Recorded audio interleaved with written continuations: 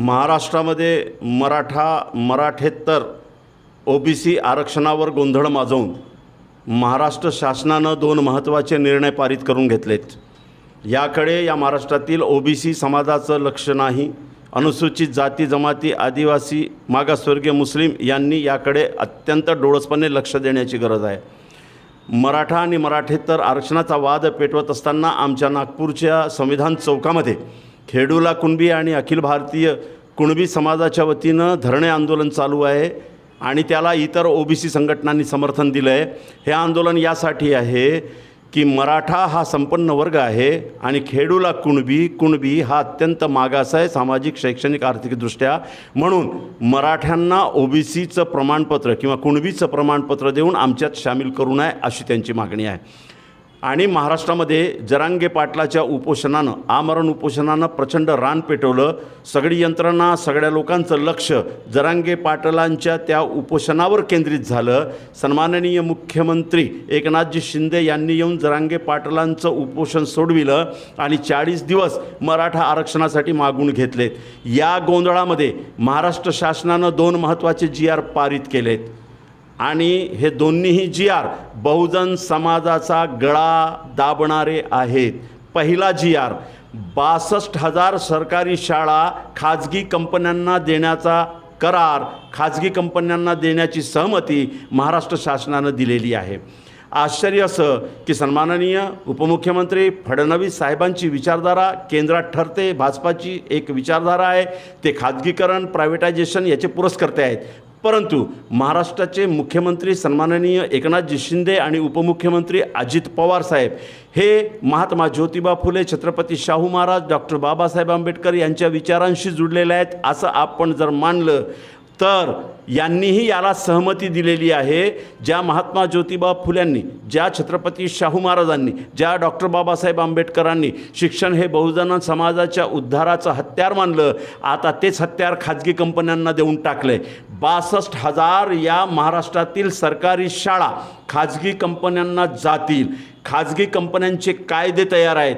या कायद्यानुसार एकदा खाजगी कंपनी शाळा चालवायला जर घेतली तर त्यामध्ये महाराष्ट्र शासनाच्या शिक्षण विभागाचे किंवा नोकरी भरतीचे नियम लागू होत नाही, तिथं आरक्षण लागू होत नाही, तिथं रोस्टर लागू होत नाही आणि खाजगी कंपन्या ज्या शाळा चालवत असतील त्यांचे नियम तयार करण्याची मुभा त्यांना आहे आणि ते जे नियम करतील त्याच्यात महाराष्ट्र शासनाला किंवा शासनाला हस्तक्षेप करता येत नाही। मग पगार किती असेल ते ठरवतील, कंत्राटी पद्धतीनं शिक्षक भरती करतील, त्या कंत्राटाची मुदत 5 वर्ष, 2 वर्ष, 3 वर्ष, 10 वर्ष जे काही असेल ते ठरवण्याची जबाबदारी कंपनीची। यात शासनाला हस्तक्षेप करता येत नाही। GPF नसेल, पेन्शन नसेल। एक लक्षात घ्या केवढा मोठा घोळ घातलेला आहे। आम्ही सगळे ओबीसी भांडत आहोत महाराष्ट्रामध्ये आपापलं आरक्षण वाचवण्यासाठी। महाराष्ट्र सरकारनं मागच्या दारानं GRच आणलं की 62,000 म्हणजे एका शाळेमध्ये किमान जर 10 शिक्षक जर आपण निश्चित केले तर 62,000 शाळांमध्ये 62,000 शाळांमधले सगळे शिक्षक हे आता खाजगी कंपन्यांचे नोकर असतील। आणि ह्या कंपन्या कुणाच्या? या कंपन्या आमदारांच्या, खासदारांच्या। यांनी आधीच या कंपन्या रजिस्टर्ड करून ठेवलेल्या आहे। आम्ही गुंतलो होतो मराठेतर आंदोलनामध्ये आरक्षण मिळावं की न मिळावं याच्यासाठी आणि यांनी हा कायदा पारित करून टाकला, हा GR पारित करून टाकला। जे कंपन्या आहेत या कंपन्या शासनाच्या 62,000 शाळा दत्तक घेणार आहे। म्हणजे काय करणार आहेत? म्हणजे शासन जागेसह, त्याच्या आवारासह, क्रीडांगणासह, त्या वास्तूसह त्या कंपन्याला देऊन टाकणार आहेत। मग त्या कंपन्या तिथं चांगलं सुशोभीकरण करणार आहे, बाथरूम चांगले बनवतील, पंखे नवीन लावतील, वगैरे वगैरे वगैरे सोयी, सुखसोयी सगळ्या उपलब्ध करून देतील। मग प्रवेश फी ठरवण्याची जबाबदारी कोणाची? प्रवेश फी ठरविण्याची जबाबदारी कंपनीची। कंपनी ठरवेल त्या प्रवेशामध्ये, त्या प्रवेश फीमध्ये बहुजन समाजाच्या पोराला किंवा कोणालाही प्रवेश घ्यावा लागेल आणि कोणत्याही कोर्टामध्ये दाद मागता येणार नाही कंपनीच्या त्या कायद्याच्या विरोधात। मित्रांनो, केवढा मोठा घोळ आणि केवढा मोठा गळा दाबण्याचं हा GR आहे हे लक्षात घ्या।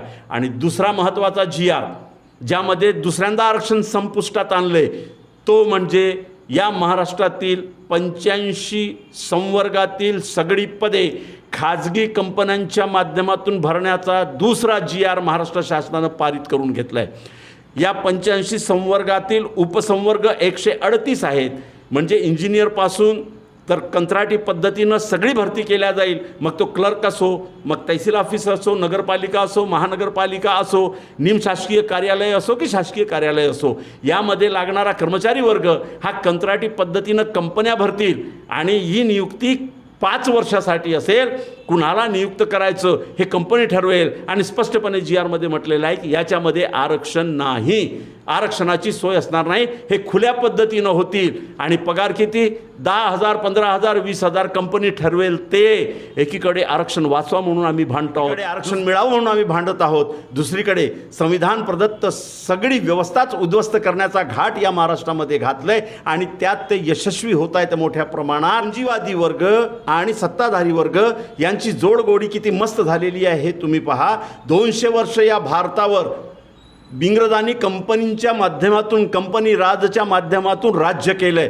तीच प्रतिकृती नेमकी या भारतामध्ये, या महाराष्ट्रामध्ये आता अस्तित्वात यायला लागली। म्हणून बहुजन समाजातील 18 पगड जातींच्या लोकांनी, सगळ्या आदिवासी, मुस्लिम, अनुसूचित जाती, जनजातीच्या लोकांनी या दोन्ही GRच्या विरोधात मोठं रान पेटवलं पाहिजे। खाजगी शाळा ह्या नफा कमवण्यासाठी असतात आणि नफा कमवण्यासाठी फीस द्यावीच लागते, हा सिद्धांत सुप्रीम कोर्टानं एका निकालामध्ये जाहीर केलेला होता। आणि जेवढा पैसा या खाजगी कंपन्या ओततील त्याची वसुली विद्यार्थ्यांच्या प्रवेशाच्या किंवा ट्युशन फीसच्या माध्यमातून ते घेणार आहेत।